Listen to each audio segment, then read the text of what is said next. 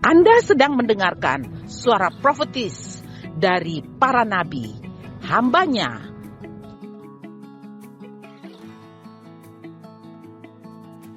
Dengarkanlah dan lakukanlah perintah Tuhan melalui para nabi, maka engkau akan berhasil. Selamat mendengarkan.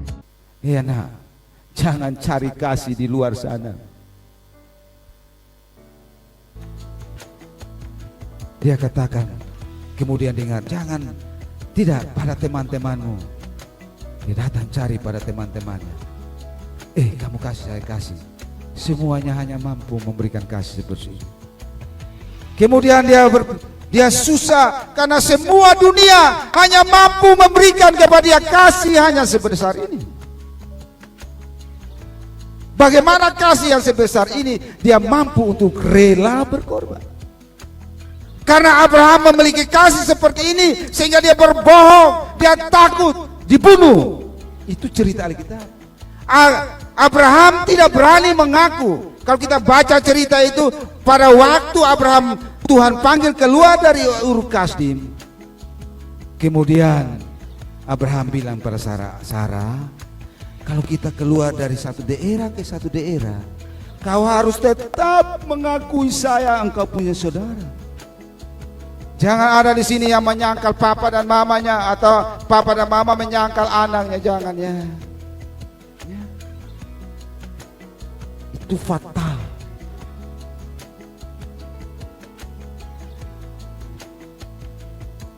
Kemudian si anak yang mencari kasih ini, dia bersedih hati.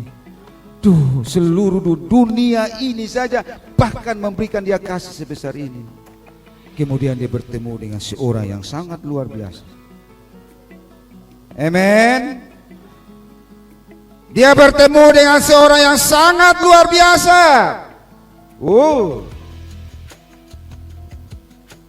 Siapa orang itu? Yesus.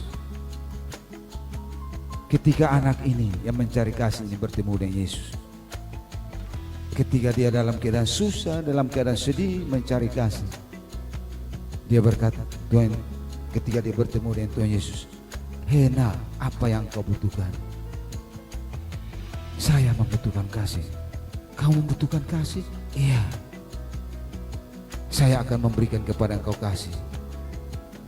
Apakah engkau akan memberikan kasih seperti papa saya? Apakah engkau akan memberikan kasih seperti mama saya? Apakah engkau akan memberikan kasih seperti teman saya memberikan? Apakah engkau akan memberikan kepada saya kasih seperti pacar saya memberikan? Orang ini berkata, oh tidak, saya akan memberikan kasih seluruhnya. Dialah Yesus. Amin. Yang mampu memberikan kepada kita kasih segala-galanya hanya Yesus. Dan kasih itu ketika kita mendapatkannya, kita akan bisa rela berkorban. Untuk siapapun juga, untuk siapa saja kita mampu untuk berkorban. Buat jiwa-jiwa yang terhilang, buat orang tua kita, buat siapa saja di antara kita, kita mampu memberikan rela berkorban untuk mereka. Karena kita memiliki kasih yang sempurna itu. Karena itu milikilah kasih yang sempurna itu dalam diri. Kasih yang sempurna itu sudah ada dalam diri kita. Ketika kita terima Yesus sebagai Tuhan dan Juru Selamat dalam hidup kita, kita sudah memiliki kasih itu. Tinggal kita katakan kepada kasih itu, hidup di dalam diri. Biarlah kita minta buah-buah Roh Kudus itu bekerja, bermanifestasikan di dalam diri kita, untuk kita mampu untuk melakukan segala sesuatu. Amin. Haleluya. Rasa takut terhadap masa depan, rasa takut terhadap ketidakberhasilan, itu akan lenyap ketika kita memiliki kasih yang sempurna. Karena itu mari kita berdeklarasikan sebuah deklarasi, pernyataan di hadapan Tuhan. Kita katakan, saya ingin membacakan deklarasi ini dan kita sama-sama melakukannya. Ketika saya membaca, anak-anak boleh mengikutinya. Deklarasinya berbunyi seperti ini. Tuhan Yesus, aku percaya Engkau sangat mengasihi saya. Bukti kasih-Mu Engkau rela berkorban bagi saya. Saya percaya Engkau sangat setia dan tetap ada di sisiku dalam segala situasi yang saya alami. Saya percaya Engkau mau supaya saya berhasil dalam studi saya, dalam pekerjaan saya, dan masa depanku sungguh ada, dan harapanku di dalam-Mu, Yesus, tidak akan hilang. Saya akan melakukannya dengan kuasa-Mu dan dengan kasih-Mu di dalam nama Tuhan Yesus Kristus. Amin. Amin. Haleluya.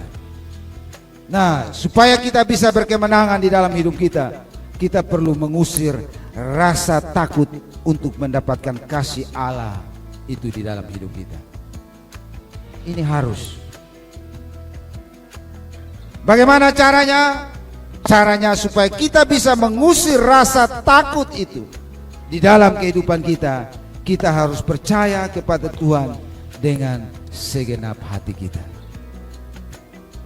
Kita harus percaya kepada Tuhan bahwa Tuhan mampu melakukan segala sesuatu. Ini yang perlu kita lakukan. Karena itu ketika Allah berfirman kepada Abraham, persembahkanlah Ishak sebagai korban bakaran, Abraham tanpa berbantah-bantah, Abraham tanpa berdialog, berdiskusi dengan istrinya, Abraham tanpa kompromi dengan siapapun juga, di pagi-pagi benar dia mengambil Ishak dan berangkat. Mengapa Abraham mampu melakukan hal itu? Karena Abraham sudah punya pengalaman hidup bersama Tuhan. Ketika Tuhan membela dia, ketika Tuhan mengembalikan istrinya dari tangan Abimelek, ketika Tuhan mengizinkan Ismail meninggalkan dirinya, Abraham sudah belajar untuk mempercayai bahwa Allah mampu melakukan segala sesuatu. Abraham sudah melakukan itu. Karena itu di dalam Ibrani 11 ayat 17 dikatakan seperti ini. Karena iman maka Abraham tatkala ia dicobai mempersembahkan Ishak, ia yang telah menerima janji itu rela mempersembahkan anaknya yang tunggal. Walaupun kepadanya telah dikatakan keturunan yang berasal dari Ishaklah yang akan disebut keturunanmu. Karena ia berpikir bahwa Allah berkuasa membangkitkan orang-orang sekalipun dari antara orang mati. Dan dari sanalah ia seakan-akan telah menerima kembali. Amin. Amin. Kenapa Abraham mampu mempersembahkan Ishak? Mampu rela mengorbankan Ishak dalam kehidupannya? Karena Abraham percaya bahwa Allah yang ia sembah adalah Allah yang hidup. Karena itu Allah yang hidup, makanya dia mampu membangkitkan orang yang mati sekalipun. Karena dia hidup. Karena itu berbanggalah, percayalah, banggalah kepada Tuhanmu. Tuhanmu bukan Tuhan yang mati. Amin. Kalau kau percaya bahwa Tuhanmu bukan Tuhan yang mati, kau tidak akan takut dengan masa depanmu. Kau tidak takut dengan kehidupanmu. Kau tidak takut dengan situasi kondisi dunia yang ada ini. Karena Allah kita Allah yang hidup. Karena dia hidup pada hari esok, maka masa depan kita akan jadi cerah. Amin. Amin. Jadi meskipun Ishak adalah wujud penggenapan janji Tuhan, tetapi Abraham lebih mengasihi Tuhan yang memberikan Ishak daripada Ishak. Walaupun Ishak itu adalah anak perjanjian, anak satu-satunya yang didapatkan oleh Abraham pada masa tuanya, tetapi Abraham lebih memilih taat kepada Tuhan daripada mengasihi Ishak. Daripada memilih Ishak, Abraham lebih mencintai Tuhan daripada lebih mencintai Ishak. Apa yang paling kau kasihi dalam hidupmu? Masa depanmu? HP-mu? Yang paling terbaik dalam hidup kita itu adalah waktu.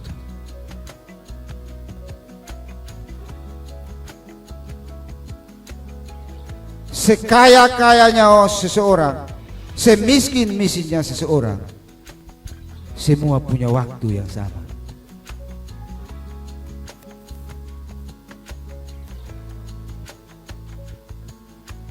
Karena itu Musa berkata kepada Tuhan,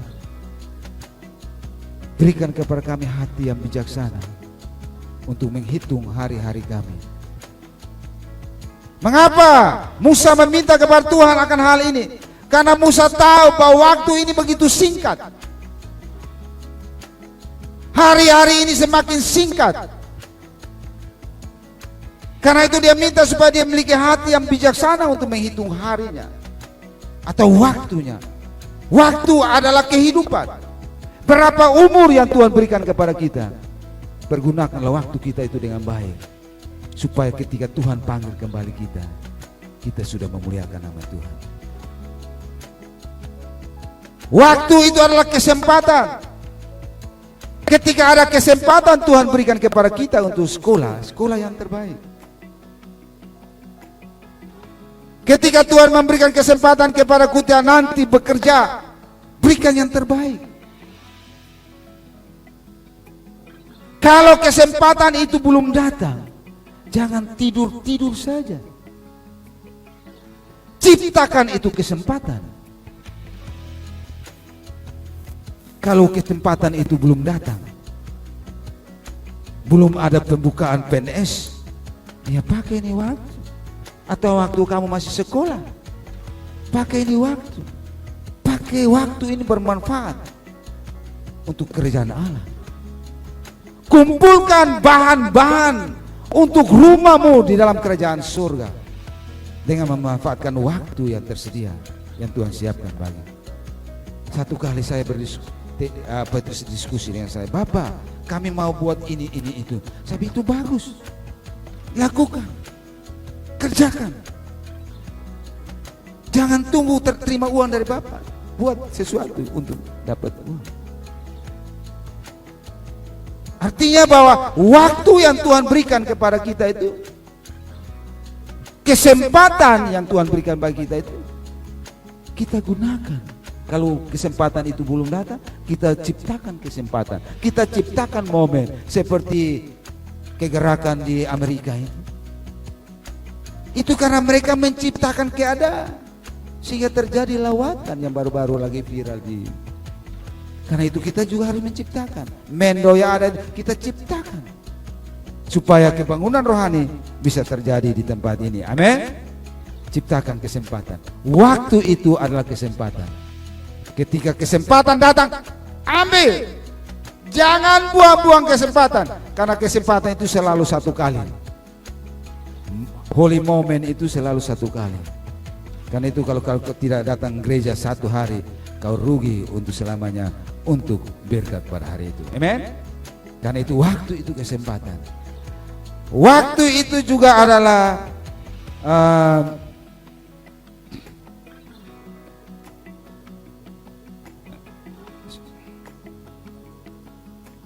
catatan kehidupan kita, yang mana kita semua akan mempertanggungjawabkan seluruh kehidupan kita di hadapan Tuhan. Apa yang baik dan yang tidak baik yang kita lakukan, semuanya akan dipertanggungjawabkan di hadapan Tuhan. Haleluya. Karena itu Tuhan minta waktu kita. Anak-anakku yang saya kasihi, kalau kita baca tadi firman Tuhan itu, di situ dikatakan bahwa Abraham berjalan bersama-sama dengan Ishak. Perkataan ini menunjukkan bahwa hubungan antara Abraham dengan Ishak itu sangat luar biasa. Saya percaya dalam perjalanan itu pasti Abraham sudah menceritakan tentang suara Tuhan, supaya bahwa suara Tuhan yang Tuhan berikan kepada Abraham bahwa Ishak harus dikorbankan. Dengan sebuah kata kelembutan dari seorang ayah menceritakan tentang suara Tuhan kepadanya, Ishak dalam sebuah penundukan diri yang benar di hadapan ayahnya, sambil merenungkan apa yang disampaikan oleh ayahnya. Kalau anak ini adalah seorang anak pemberontak, wah lari sudah. Tentunya bapak juga berpikir, sampai di sana saya ikat dia, mau taruh di atas mezbah, anak ini pasti berontak. Tetapi kita lihat penundukan diri yang dibuat oleh seorang yang bernama Ishak begitu luar biasa. Ada catatan yang diberikan bahwa di dalam firman Tuhan itu, saya merenungkan, saya selalu bertanya-tanya, kok Ishak ini begitu, kok gampang-gampang diikat tangannya, gampang-gampang ditaruh mezbah. Kemudian dia lihat papanya, mungkin dia tutup mata, papanya ambil pisau dan mau menusuk dia. Begitu gampang, tidak berteriak. Ini sebuah pertanyaan yang tidak disampaikan di dalam Alkitab, yang kita bertanya-tanya. Tetapi kita harus punya sebuah keyakinan bahwa hal itu terjadi karena ada sebuah hubungan, relationship yang bagus antara seorang ayah dan seorang anak. Ini gambaran tentang bapa dan anak. Bapa sorgawi dengan anaknya Yesus Kristus.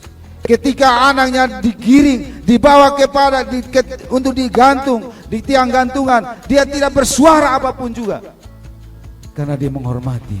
Kenapa itu bisa terjadi? Jawabannya seperti judul kita, karena kasih membuat kita bisa rela berkorban. Kenapa Ishak membiarkan dirinya untuk dipersembahkan sebagai korban bakaran kepada Tuhan? Karena Ishak sudah dipenuhi dengan kasih bapaknya yang mengasihi. Ishak pasti percaya, saya yakin dan percaya bahwa Ishak percaya bahwa bapaknya tidak akan mampu untuk melukai dirinya.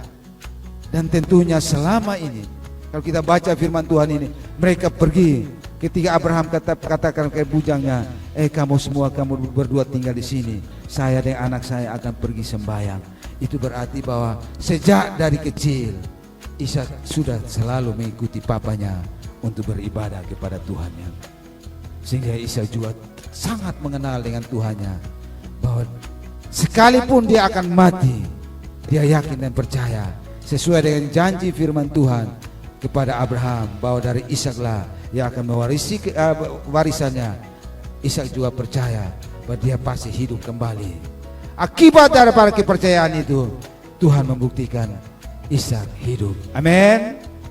Karena itu apapun, kita semua harus memiliki janji Tuhan. Terima janji Tuhan. Bagaimana supaya kita mendapatkan janji Tuhan? Kita harus bergaul karib dengan Tuhan. Harus Allah senantiasa ada di dalam hadirat Tuhan. Saya teringat dengan ada satu cerita kemarin. Saya dapat kabar cerita itu, kemudian saya puji Tuhan. Saya bilang, engkau dahsyat, engkau luar biasa. Engkaulah Tuhan saya yang tidak pernah meninggalkan saya. Kebetulan saya lagi renungkan firman Tuhan ini. Ketika saya berhenti, saya ada mengalami, ini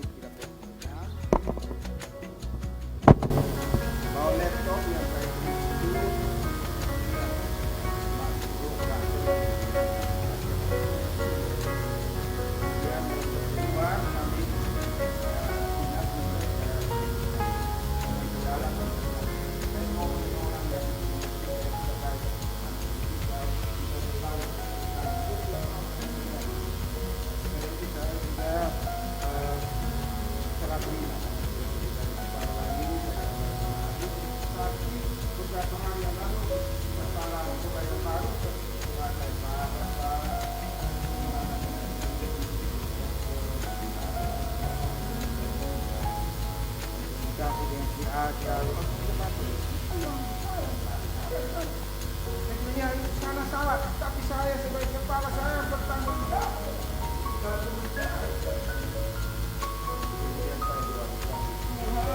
Kalau si A, saya sebut namanya, dalam proses saya supaya dia tidak tenang. Buat dia tidak tenang dalam hidupnya Tuhan. Buat dia tenang.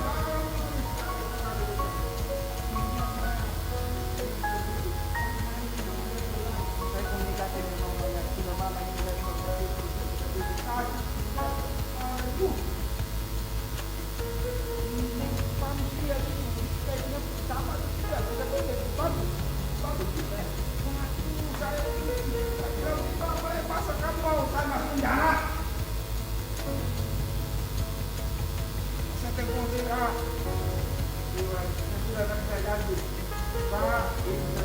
dengan firman Tuhan saya.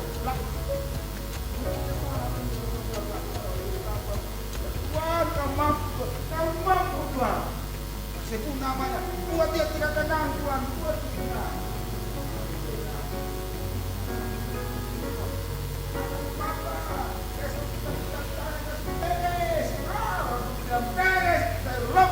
Tuhan yang berdasar, engkau luar biasa. Mesti punya pengalaman. Jangan saya selesai tantangan beres. Kalau kita punya pengalaman seperti ini, dalam situasi apapun kita tidak takut. Ketika saya mau ujian skripsi, saya bilang anak menti, mari kita doa puasa Esther. Sekarang doa puasanya, doa puasa Esther itu tidak makan, tidak minum 3 hari. Itu doa puasa Esther. Saya bilang anak menti saya, yang akan uji saya adalah dosen yang paling killer di program studi kami. Namanya Profesor Tauban. Dia sudah profesor waktu mau uji saya. Saya bilang pada teman, anak menti saya, mari kita doa puasa. Hari kedua Tuhan bicara, kalau bukan karena Yosafat, aku tidak akan mengindahkan engkau. Kemudian kalau bukan Dance, aku tidak akan mengindahkan. Apa yang terjadi? Waktu saya di kampus Tuhan bilang begini, hei, kau pergi Patopan ambil skripsi. Dia sudah di negara kasih tugas, dia pergi di Alor sana, tugas sana. Dia ambil yang di penguji 2, dia ada tugas di Jakarta sana. Hore, Tuhan Yesus menang. Amin. Harus punya pengalaman seperti ini. Mengapa Abraham berani mempersembahkan Ishak? Karena punya pengalaman. Waktu saya ujian hukum acara pidana, itu dosennya suruh hafal kitab undang-undang hukum acara pidana. Saya hafal kurang 3 pasal, saya tidak mampu lagi. Waktu ujian, bukan ujian lisan, ujian ampa-ampa orang. Kemudian soal yang diberikan adalah tidak pada apa itu hukum pidana, tidak ada itu. Soalnya lain.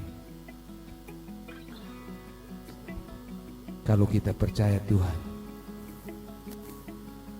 Saya menjawab, kebetulan ada satu anak, satu teman ada semester yang dulu kita sembahyang sama-sama tapi sudah mundur dari Tuhan. Oh, Tuhan kasih hikmat. Wow, begitu luar biasanya hikmat Tuhan itu. Saya jawab, ini dosen juga ada dosen orang tua di Pak Markus, dosen pendiri Undana, killer, liberal, apalagi. Kita mau pergi ke rumahnya saja, kalau dibilang tepat jam 10, pergi sampai rumah Injadi, tak jam 10. Kurang jam 10 diusir. Lebih apalagi. Mesti. Jadi kita mesti siap situ.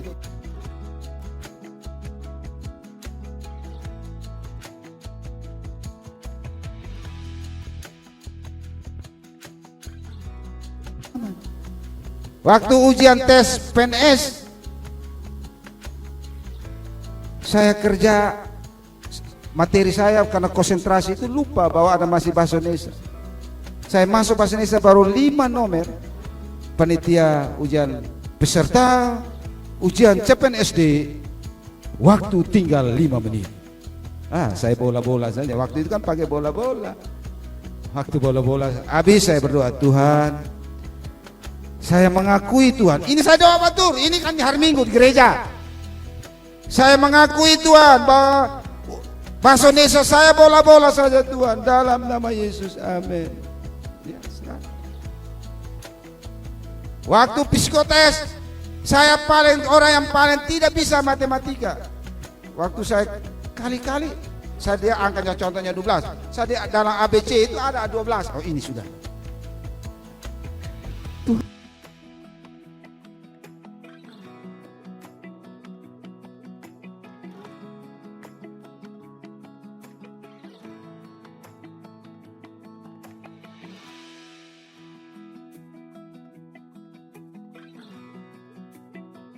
sampai hari ini.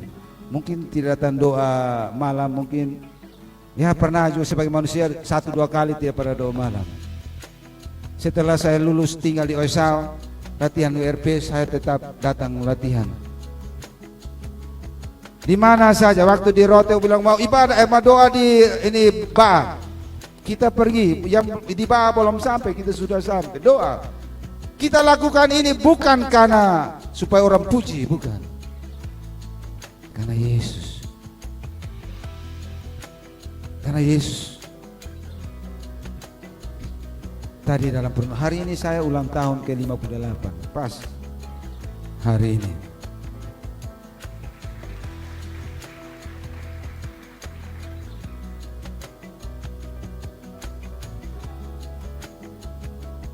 Saya bilang, Tuhan, saya ada ini karena anugerah. Saya satu doa saja, Tuhan, buat saya tetap mengasihi Engkau dan melihat anak dan cucu-cucu saya perkasa di muka bumi ini. Itu doa dan keinginan saya. Mereka sungguh-sungguh cinta Tuhan Yesus. Itu doa, itu permintaan saya, supaya mereka cinta Tuhan Yesus penuh dengan kasih yang sempurna, supaya mereka rela berkorban untuk papa mama. Saya akan tua, dengan istri saya akan tua, ya akan perhatikan Patris. Yang harus tolong saya Pak, musuhnya, oleh keturunan mula semua bangsa di bumi akan mendapatkan berkat, karena engkau mendengarkan firman-Ku. Untuk menikmati semua ini, kuncinya adalah kita harus memiliki kasih yang sempurna dalam hidup kita, dalam ketaatan dan penundukan diri. Taat kepada Tuhan dan taat dan tunduk kepada Tuhan itu wajib 100%. Jadi kalau Tuhan bilang pergi menginjil, jangan saya takut mah, jangan.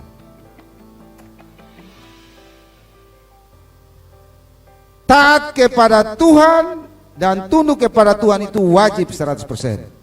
Kalau taat kepada orang tua, kepada pemimpin, itu tidak 100%. Taat kepada orang tua, kepada pemimpin, kepada manusia, itu tidak 100%. Tetapi tunduk kepada papamu, mamamu, pemimpinmu, itu wajib 100%. Contoh, ketika papamu bilang, Patris, pencuri itu ayam kau potong kau bunuh,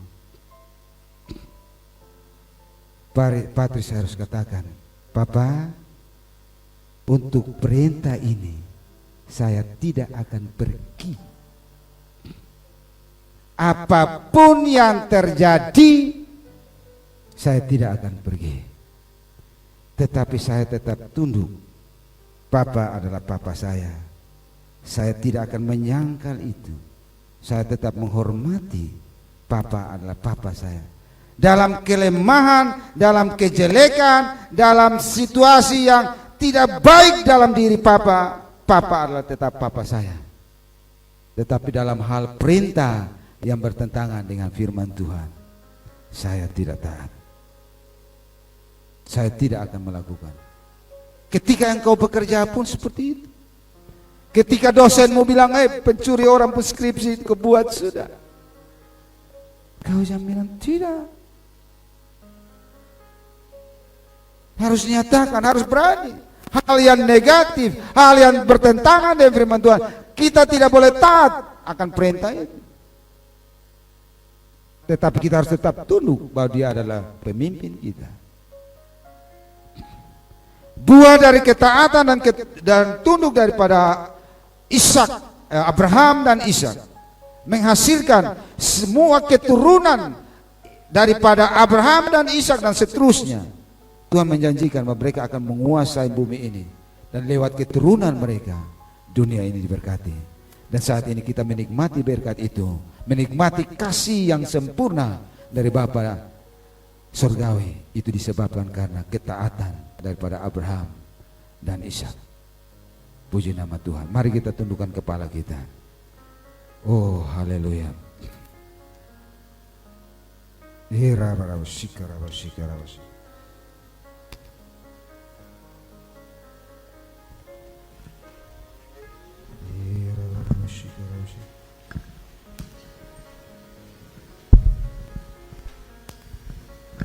Kasih-Mu memulihkan hidupku.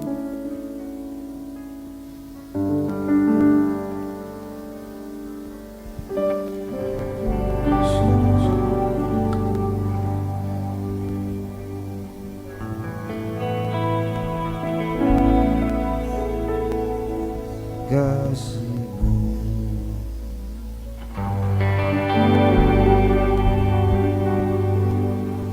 kasih-Mu memulihkan hidup, kuasa-Mu membangkitkan rohku, darah-Mu telah tercurah bagiku, pengorbanan-Mu sempurna. Kasih-Mu memulihkan hidupku, kuasa-Mu membangkitkan rohku, darah-Mu telah tercurah bagiku, kemenangan-Mu sempurna. Kasih-Mu, kasih-Mu memulihkan hidupku, kuasa-Mu membangkitkan rohku, darah-Mu telah tercurah bagiku, kemenangan-Mu sempurna. Kasih-Mu memulihkan hidupku, kuasa-Mu membangkitkan rohku, darah-Mu telah tercurah bagiku, kemenangan-Mu sempurna, kemenangan-Mu sempurna, kemenangan-Mu sempurna.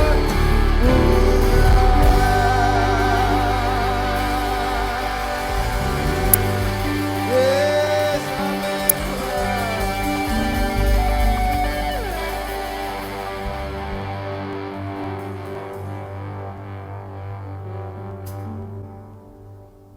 Mari kita taruh tangan kita di dada kita. Kita katakan, Tuhan Yesus,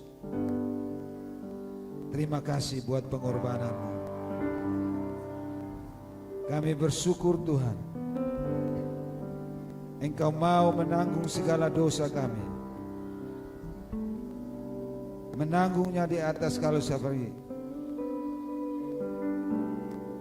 untuk membebaskan kami, untuk melepaskan kami dari segala belenggu dosa ya Tuhan, untuk membebaskan kami dari rasa takut, takut kehilangan masa depan, takut tidak diberkati, takut tidak berhasil ya Tuhan, takut dalam segala hal ya Bapa. Terima kasih Tuhan, Engkau sudah menanggung ketakutan itu dan sudah dipakukan di Kalvari ya Tuhan. Dan Engkau memberikan kepada kami ya Tuhan kasih-Mu yang sempurna, kasih-Mu yang melenyapkan ketakutan, kasih-Mu yang membuat kami tidak dihukum ya Tuhan. Terima kasih ya Bapa. Penuhi kami dengan kasih-Mu bangkitkan kasih-Mu di dalam kehidupan kami, supaya beroperasi di dalam kehidupan kami ya Tuhan. Hanya di dalam nama Tuhan Yesus kami beri kemuliaan bagi-Mu. Haleluya. Amin.